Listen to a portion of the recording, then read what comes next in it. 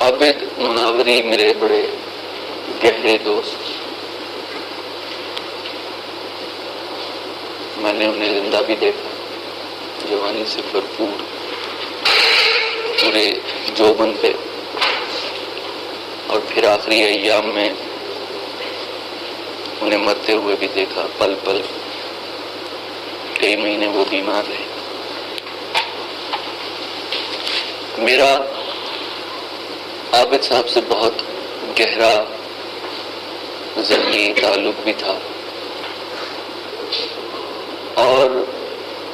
مجھے یہ اعتراف کرنے میں عار نہیں کہ میں جو کچھ بھی شعر کہا کرتا تھا یا کہتا تھا دوسرے دوستوں کے سامنے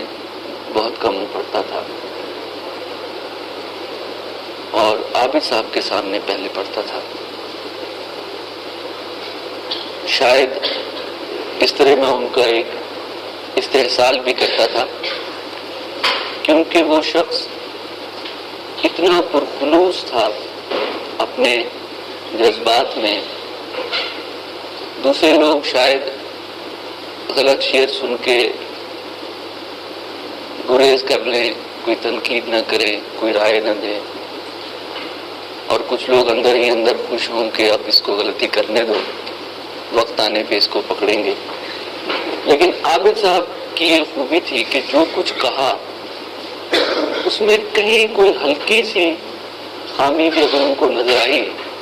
تو بہت سخت رد عمل ہوتا تھا، اور بہت ایک ایسا سایہ ان کی وجہ سے میں محسوس کرتا تھا، اور کسی حد تک وہ جو ایک فنی پختگی کی اور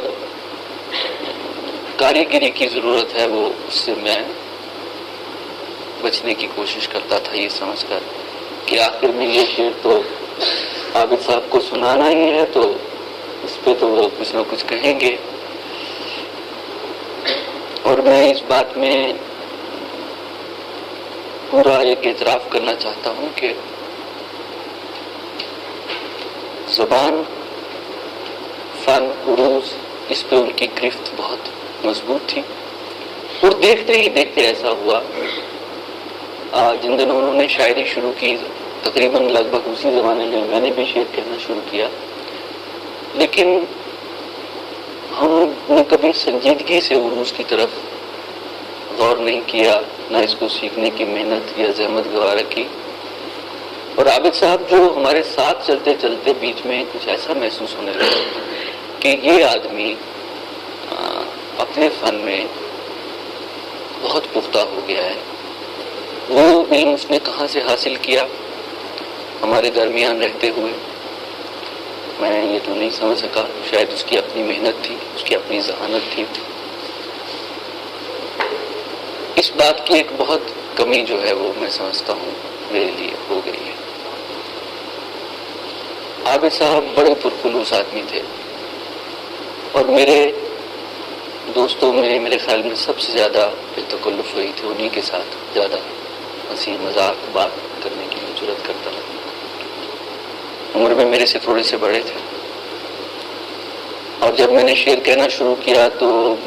میرے ترنم پہ بہت ان کو اعتراض ہوا کرتا تھا۔ میں نے گزشتہ دنوں شاخ صنوبر کے تلے کے دوسرے ایڈیشن میں جو چھوٹا سا ایک تعارف لکھا، اس میں میں نے ایک واقعے کا ذکر کیا۔ حکیم منظور کا نام یہاں بار بار لیا گیا ہے، اور یہ بتانے کی شاید کچھ لوگ زحمت کر رہے ہیں کہ حکیم منظور کی صحبت میں عابد جو تھا وہ اس نے شعر کہنا شروع کیا۔ بات ایسی نہیں ہے، بات بالکل الٹ ہے۔ حکیم منظور صاحب بہت بعد میں شعر کہنے لگے، اور عابد نے ان سے بہت کچھ سیکھا، عابد سے انہوں نے بہت کچھ سیکھا، اور بنیادی طور پر عابد کے ارد گرد جتنے بھی لوگ تھے انہوں نے اس سے استفادہ کیا۔ لہجے کا فرق ہو سکتا ہے، لیکن فنی طور پر حکیم منظور جس مقام پہ آج نظر آتے ہیں اس میں عابد کا بڑا ہاتھ لگتا ہے۔ عابد صاحب کی کیا کیا بات یاد کریں، بڑا طویل ان کے ساتھ رشتہ تھا، رفاقت تھی، اور بہت دل کھول کے بات کرتے تھے۔ آخری دنوں میں بیمار ہونے سے کچھ عرصہ پہلے میرے پاس 2-4 دفعے ان کو بھابھی کے مرنے کا بڑا دکھ تھا، بہت غم تھا۔ ویسے بھی جہاں تک میں عابد صاحب کو سمجھتا ہوں بہت معصوم شخص تھا، لاؤبالی، کسی بات کے بارے میں کوئی زیادہ سنجیدہ نظر نہیں آتا تھا، اور خاص طور پر گھر کے اندر جو ایک ماحول اسے ملا تھا وہ اس کی بیوی کی وجہ سے تھا۔ وہاں چاروں طرف گھوم کے اس شہر کی بھیڑ میں سے، دفتر کے ہنگاموں سے، اپنی شعری محفلوں سے بھاگ کے جب وہ گھر میں پہنچتا تھا تو شاید وہ سمجھتا تھا کہ ایک بہت بڑے قلعے میں وہ داخل ہو گیا اور بہت محفوظ اپنے گھر میں وہ سمجھتا تھا۔ وہ عدم تحفظ کا احساس اسے بیوی کی وفات کے بعد ہوا۔ اب اسے اپنی بیوی سے کس قدر عشق تھا، کتنی محبت تھی، یہ ہر کوئی جانتا ہے۔ اور دیکھتے ہی دیکھتے میں تو سمجھتا ہوں کہ اس نے میں نے خودکشی کرتے ہوئے لوگوں کو نہیں دیکھا، سنا کہ لوگوں نے خودکشی کر لی، لیکن عابد صاحب کے بارے میں یہ بات کہی جا سکتی ہے